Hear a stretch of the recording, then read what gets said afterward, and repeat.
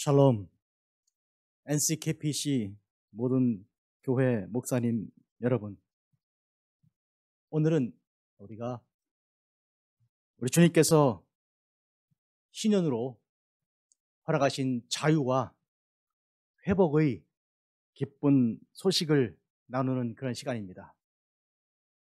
내 주여 내 발 붙드사 그곳에 서게 하소서.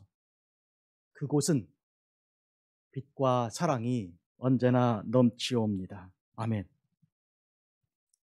레위기 25장 8절에서 12절을 읽어드립니다. 너는 7 안식년을 계수할지니 이는 7년이 7번인 즉 안식년 7번 동안 곧 49년이라. 7째 달 열흘날은 속죄일이니 너는 뿔나팔 소리를 내되 전국에서 뿔나팔을 크게 불지며 너희는 50년째 해를 거룩하게 하여 그 땅에 있는 모든 주민을 위하여 자유를 공포하라. 이 해는 너희에게 희년이니 너희는 각각 자기 소유지로 돌아가며 각각 자기 가족에게로 돌아갈지며 그 50년째 해는 너희 희년이니 너희는 파종하지 말며 스스로 난 것을 거두지 말며 가꾸지 아니한 포도를 거두지 말라. 이는 희년이니 너희에게 거룩함이니라. 너희는 밭의 소출을 먹으리라. 아멘.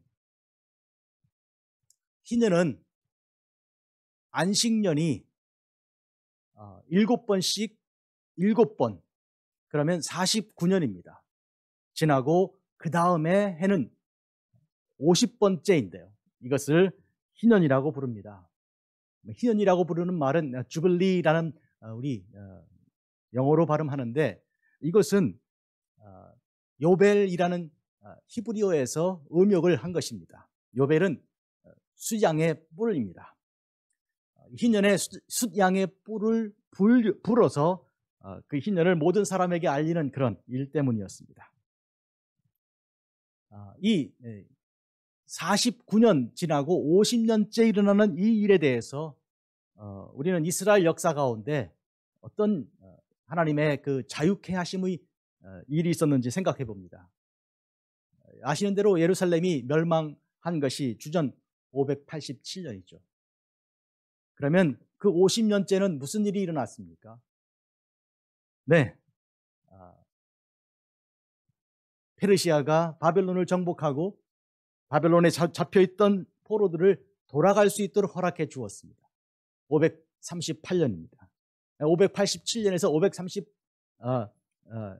538년을 빼면 49년이고요. 거기다가 하루 한 해가 더 들어가서 50번째입니다. 사실은 희년이 49년 주기냐 50년 주기냐 논란이 있습니다. 정확하게는 49년 주기죠. 왜냐하면 77, 49니까요. 그리고 실제로 587에서 538 빼면 49년이 딱 떨어집니다. 그런데 왜 일이 더 보태졌는가 하면 그 일은 새로운 시작의 첫날을 의미하는 것입니다. 우리가 아는 대로 아이가 낳았을 때 그 아이를 8일 만에 할례를 하죠. 7일은 창조의 7일이고요.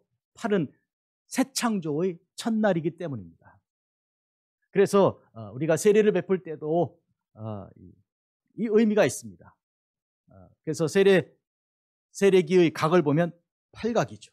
그 왜 팔각일까? 바로 7 더하기 1 해서 그렇게 된 것입니다. 이것은 새로운 챕터, 새로운 시작을 의미하는 것입니다. 한마디로 안식년을 7번 반복한 이후에 새로운 그 사이클을 시작하겠다는 하나님의 의지이기도 한 것입니다. 우리가 7일을 지나서 제8일에 주일로 예배를 드리는 것도 그런 의미입니다. 우리 주님께서 부활하신 그 부활이 새로운 창조, 새 창조의 첫날이라는 의미가 있는 것입니다.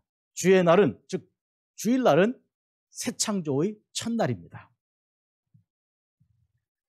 모세오경은 그런 의미에서 창조와 출애굽의 다이나믹한 그 관계를 기억의 내용으로 너희는 기억하라 이렇게 하신 우리 주님의 명령을 우리에게 보여주고 있습니다. 또 창조와 출애굽의 공통 요소인 SPR을 우리에게 명령으로 주셨습니다. 하나님이 하신 일을 우리에게 명령으로 주셨다는 것은 무슨 뜻인가요?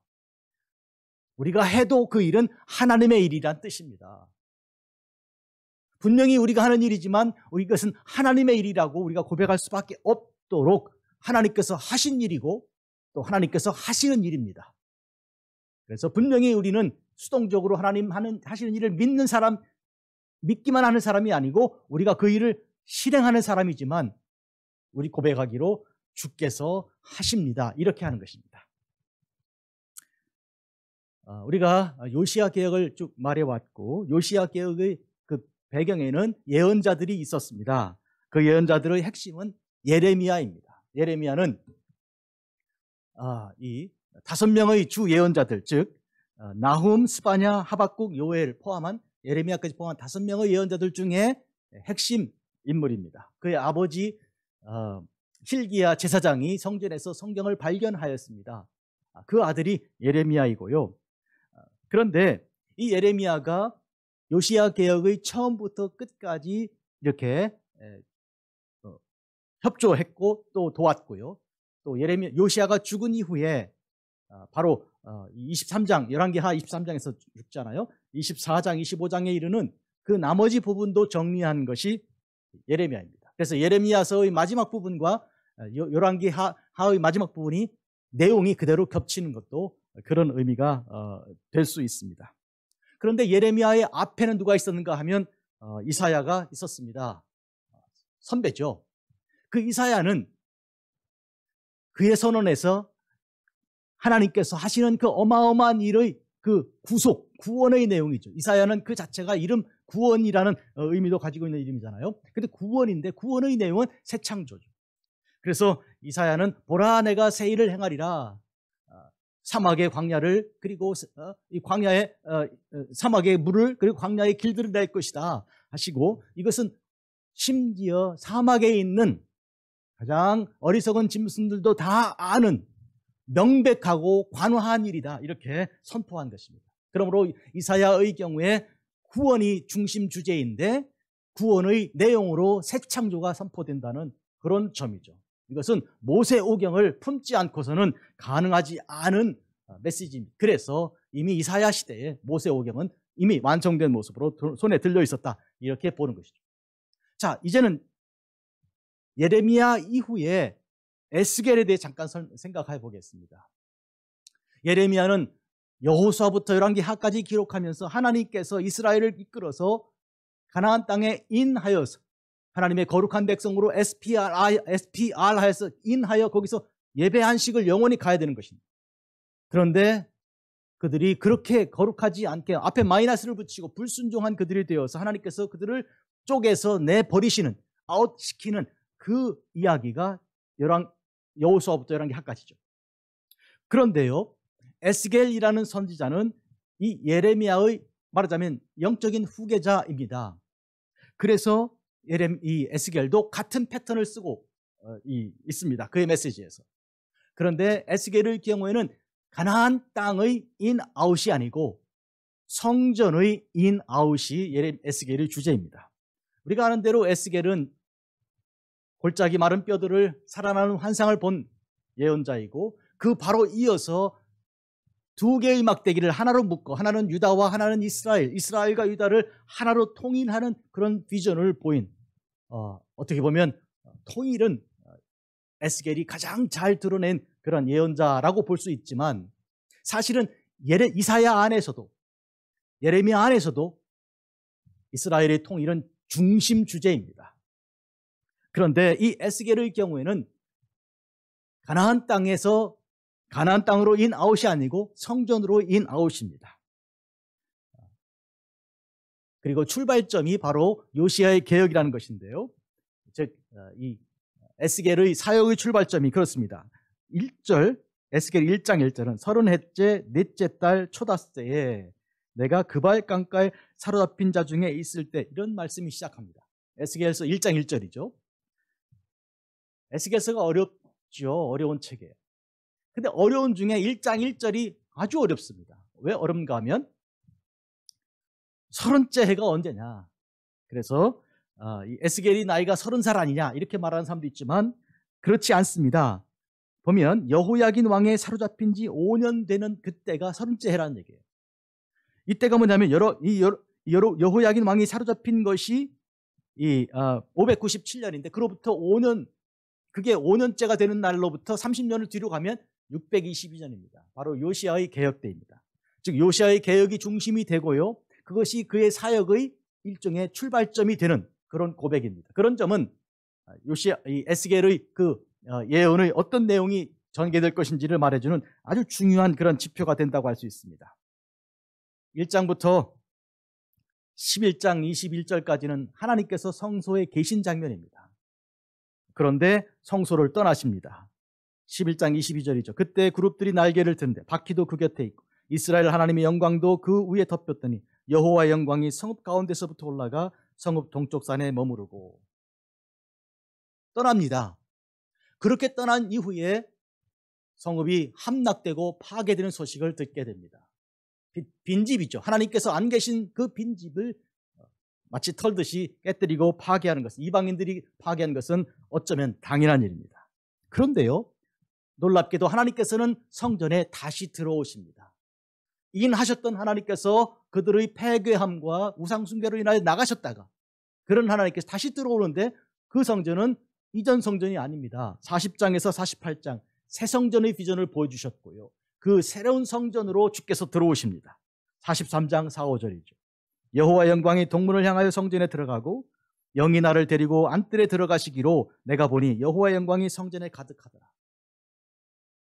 저는 이 예레미야 예언을 통해서, 특히 예언적 역사서를 통해서 이스라엘에게 가나안에 들어가는 허락을 해주시고 쫓아내신 가운데 그 메시지는 이게 지금 이스라엘이 어떻게 망하게 되었는가를 보여주는 참 참혹한 비극적인 이야기로 끝나는 것처럼 보이는 슬픈 역사여서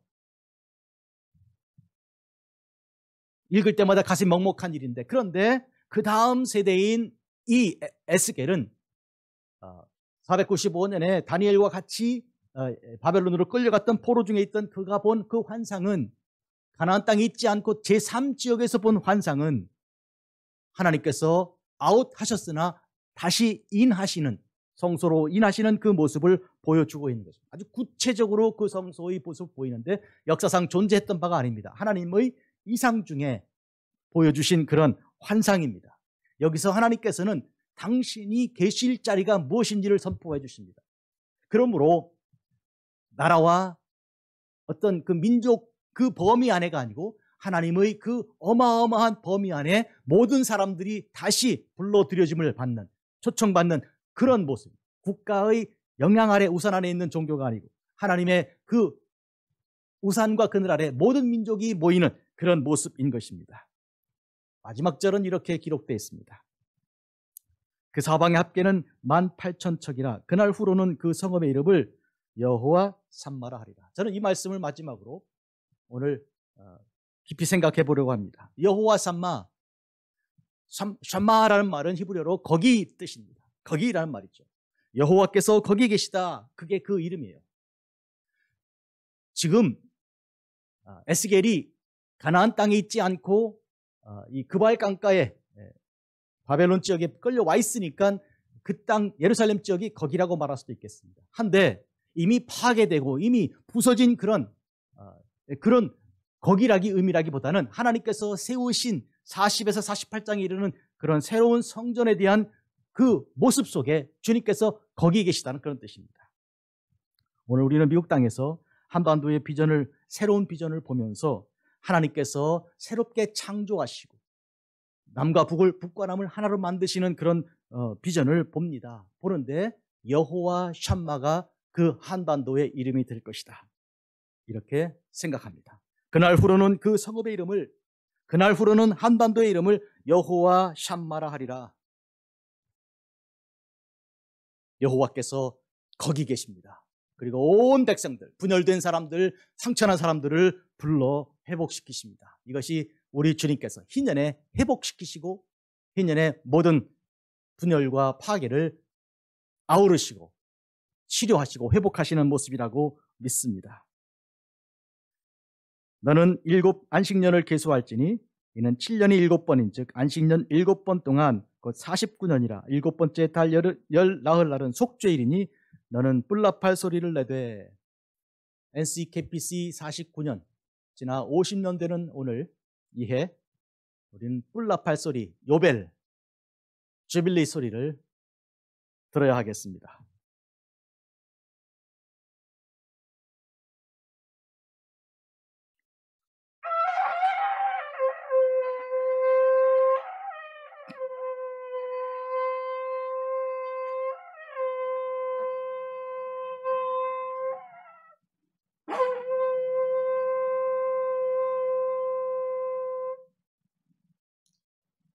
하나님 감사합니다.